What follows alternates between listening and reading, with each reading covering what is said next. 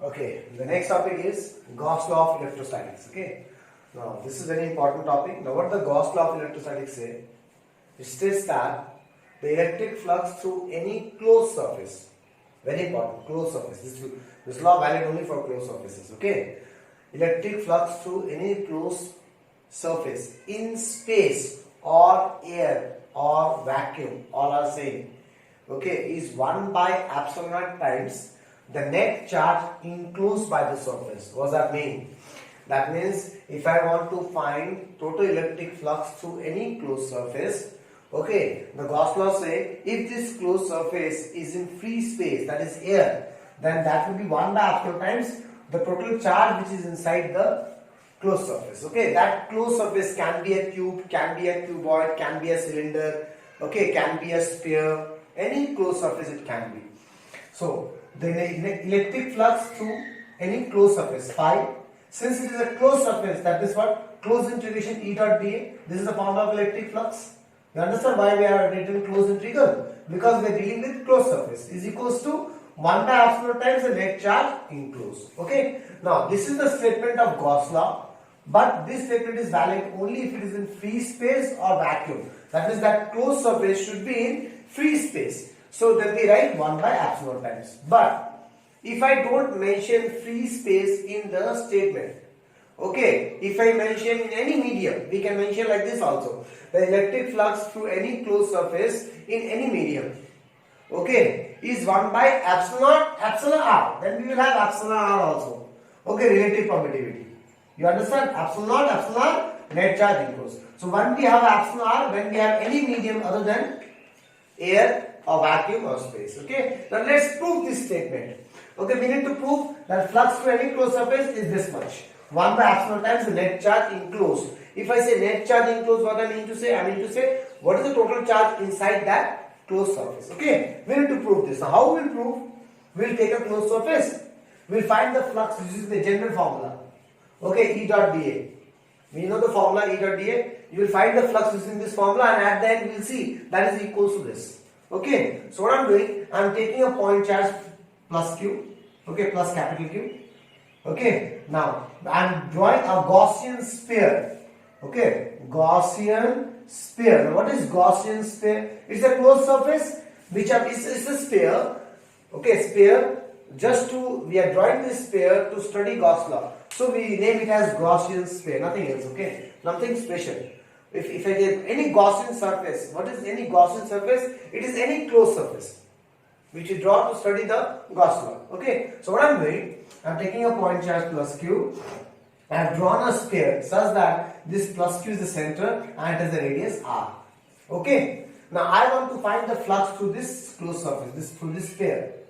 Okay, now we know electric field due to this point charge is not uniform, it depends on distance, right? Okay, so to find the flux, we have two formulas. Either we go for EA cos theta, or if electric field is not constant, then we find the small flux. Okay, so since electric field due to a point charge is not constant, what I will do, I will first take a small area here. Okay, now what is the direction? This is a closed surface, it will go perpendicularly outside. This is dA vector. Clear? Why we going outside? Surface से perpendicular outside निकलता है. And okay. Next, I want electric field direction at this point, because we need to find E dot dA. We need the angle between electric field and EA cos theta होता है ना? So we need the angle. So we need to find the direction. So this is plus. To find the electric field direction, what we do? We put a test charge here. What is a test charge? Test charge is a plus charge. Plus plus. The plus will repel. That means electric field is also in this direction. You understand this figure? Okay. Therefore, the small flux through this area dA will be what? E dot dA. That is E dA cos 0 degree. Angle is 0 degree. Electric field also goes direction. This will be straight, huh? थोड़ा figure गलत हो गया. Okay. So E dA cos 0. E dA. Now what is this E? E is the electric field at this point due to this charge. So electric field due to point charge. Formula is 1 by 4 pi epsilon naught Q by R square. Okay. So I am substituting this formula here. You understand this formula? Because this E is the electric field due to what? Due to this point charge. So electric field due to point charge, we know the formula 1 by 4 pi epsilon Q by R square. So I'm writing the formula. Now we understand the small flux we got. Now the total flux will be what? Closed integral. Why closed integral? because it's a closed surface. Okay, total flux to this sphere is closed integration of this.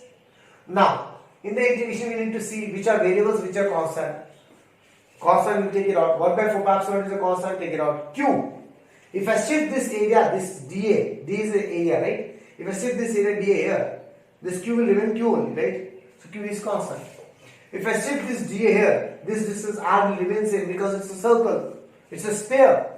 Not circle, it's a sphere. Radius of the sphere is fixed. That's why R is also constant. So I'm taking the whole thing outside. You understand why Q is constant? So you need to shift the dA and you have to see whether the Q is changing or not, whether the R is changing or not. Okay? So we'll have with integration of dA. Now dA will get the whole surface area of the sphere. So what is the surface area of the sphere? 4 pi R square. Okay? So we got this Q by epsilon. What is this? Q. What is Q? Q is the total charge inside this sphere. Okay? So what we got? Flux equals to 1 by epsilon times the total charge enclosed by the sphere, which is actually a Gauss law.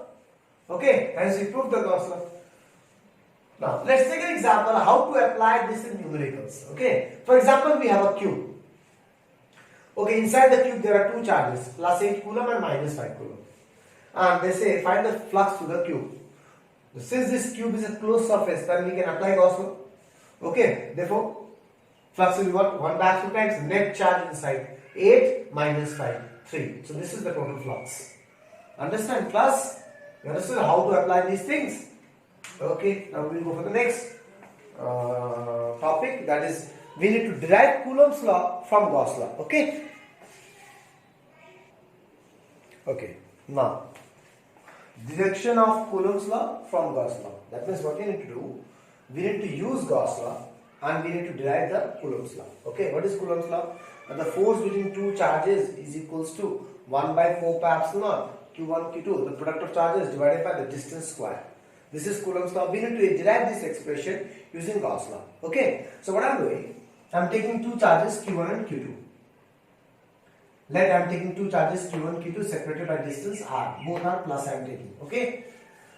Now, what is the funda? How will we do it? Now listen carefully. This is not directly from Gauss law. We are not directly proving Coulomb's law. Okay. We are using a small concept initially. What is that concept which is studied earlier? This Q2 will experience force due to Q1 or due to electric field of Q1. Okay, which is the correct statement. So Q2 will experience force due to electric field of Q1. So I can write like this: force on 2, that is Q2, will be charge into electric field. Okay, we know this Q2 is placed, it is kept in the electric field of Q1. That means this Q2 will experience force Q into E. Q, this charge. Okay, E electric field of this charge. That's why the force on this Q2 will be equals to what? Q2 into electric field on Q2 due to Q1. Okay, so this concept I will use here. You understand? From the back side.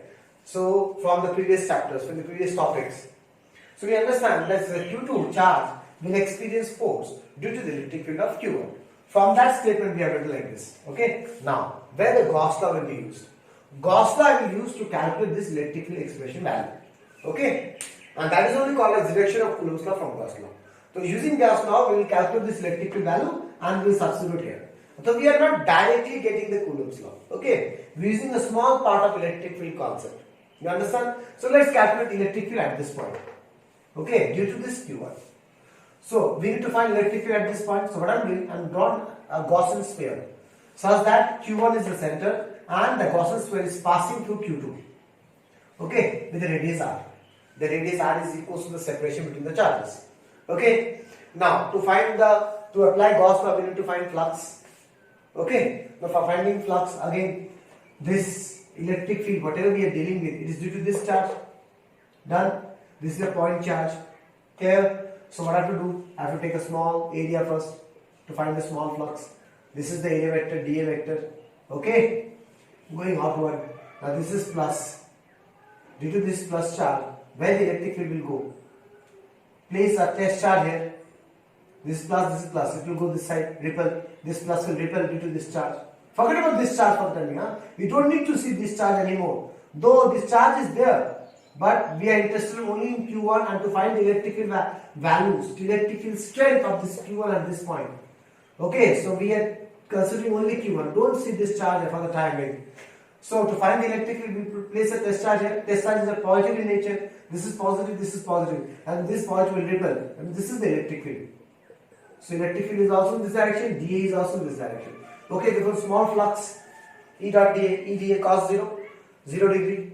That is EDA. Okay. Now here you will find a little bit different from what we did while proving. So total flux phi will be equal to closed integration EDA. Okay.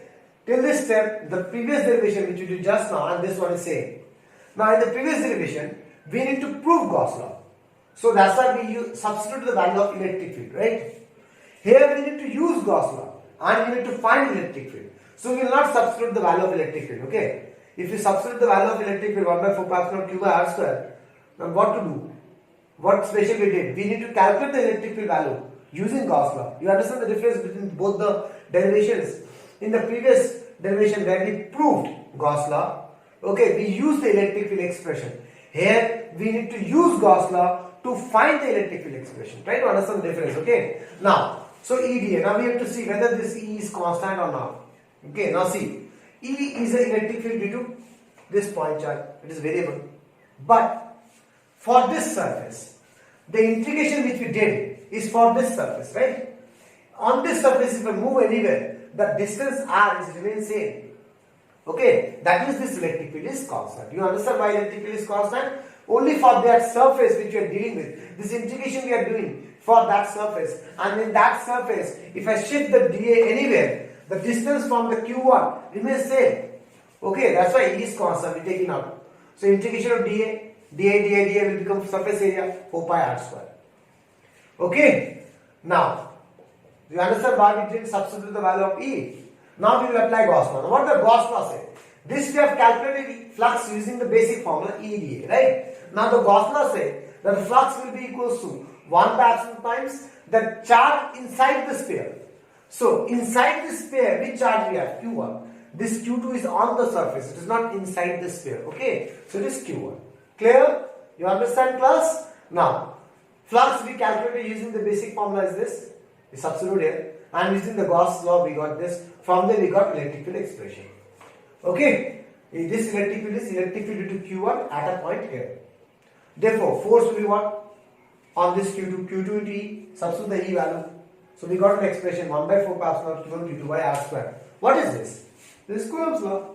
Okay. So the topic which they say, deduction of Coulomb's law from Gauss law. Actually we are not deriving directly Coulomb's law from Gauss law. Okay. We are finding the electric field using Gauss law, and when we are putting that in a concept, we know that whenever a charge is placed in electric field of some other source, the charge experiences a force. Okay. Now there is a conceptual question. Next, there is a conceptual question which is very much asked in boards, and if you see in any book, that conceptual question answer is in the literature form. Okay.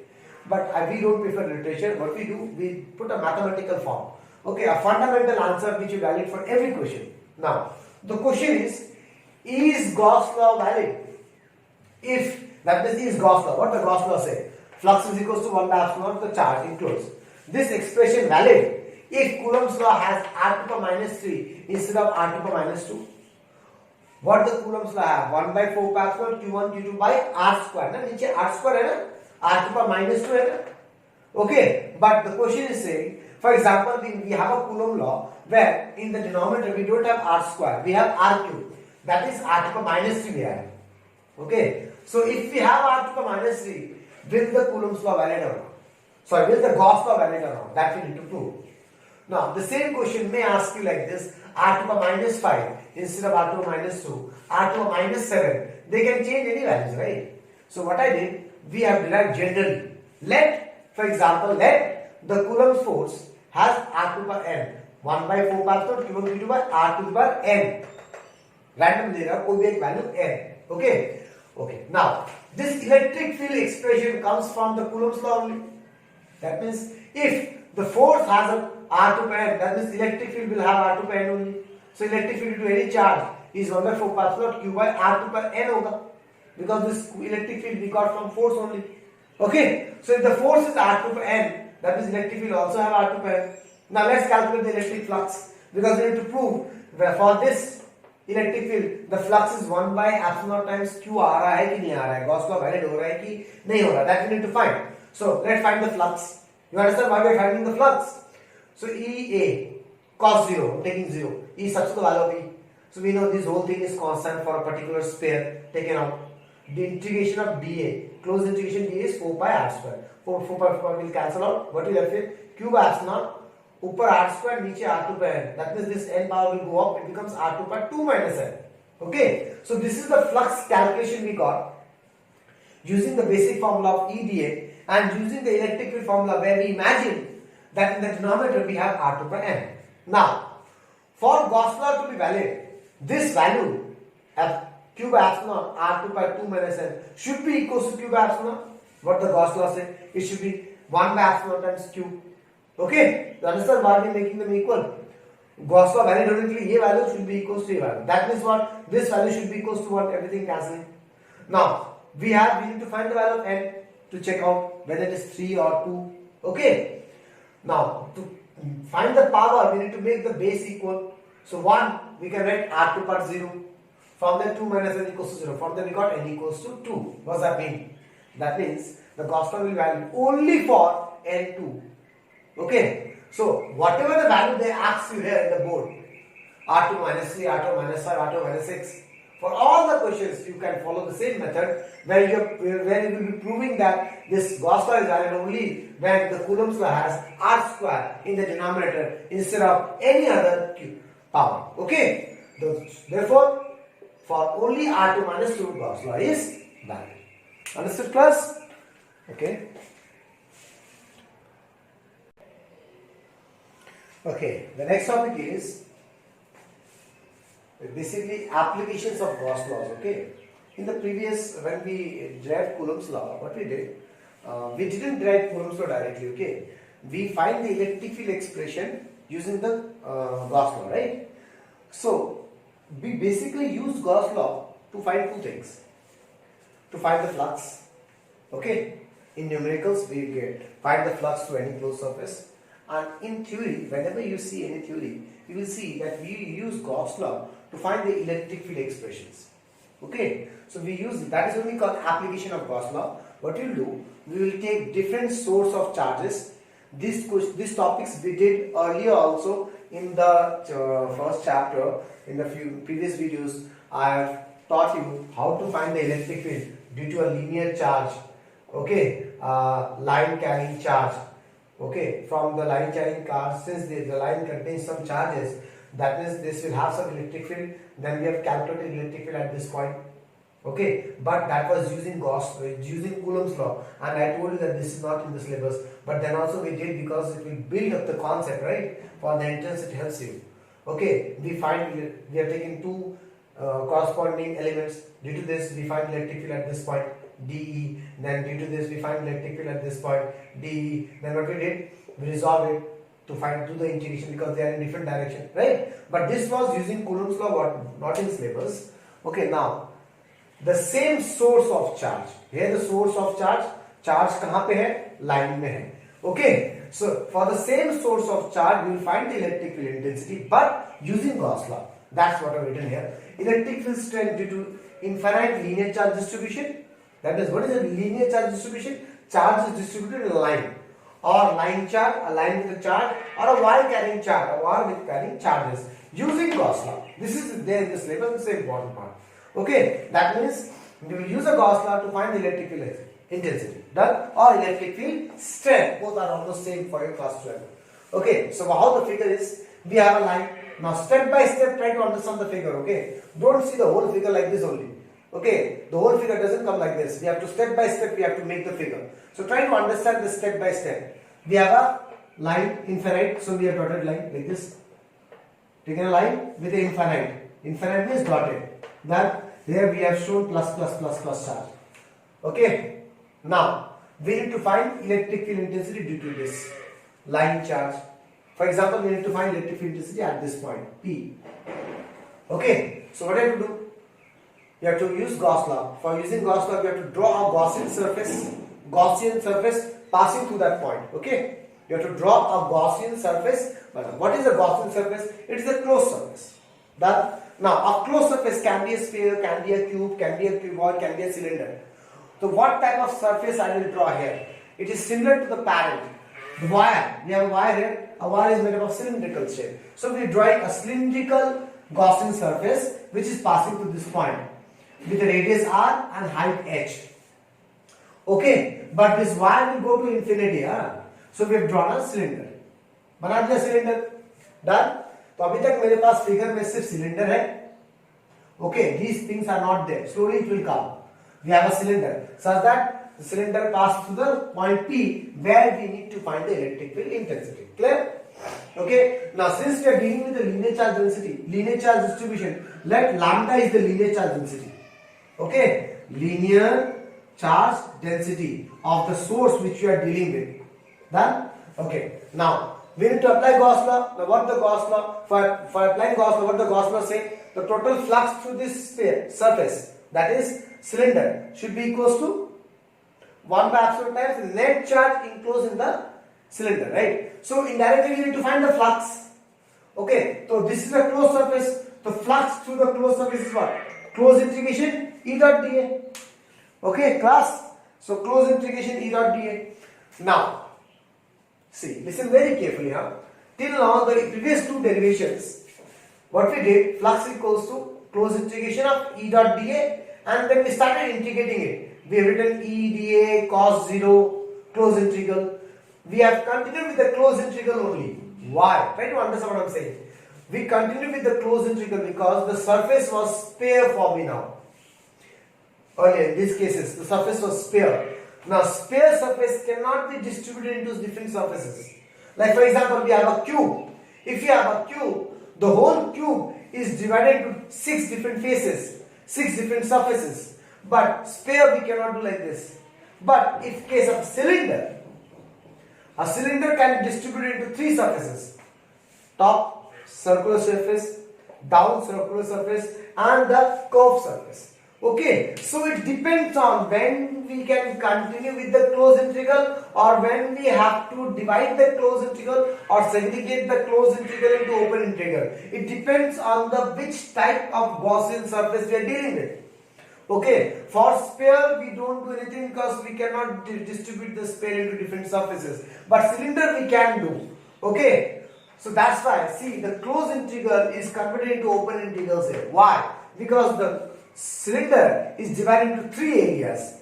This is the area 1, this circle, down surface. I have taken it as area 1. The up circular surface, I have taken it as area 2. And the curved surface, I have taken it as area 3. In your notes, they may have taken different denotions.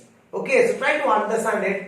And then you can analyze from the notes whether they did it correctly or if you don't understand any step. Okay, so you understand why we are distributing the closed integral into open integrals, because the surface which you are dealing with here is a cylinder, and the cylinder can be distributed to 3 different surfaces. Okay, now we will deal with, see, so closed integral is finally converted into open integral.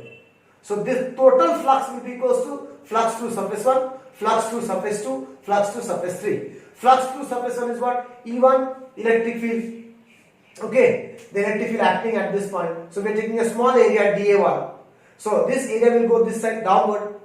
Okay, for a closed surface, okay, the area vector is going outside the surface. If I put it inside this upward direction, it will become inside the surface, right? Okay, so I am going to make it outside. So dA1 downward, and since these charges are plus, so if I place a test charge here, it will repel. So electric field E1 is in that direction. Clear? Similarly for this surface, again place a test charge here.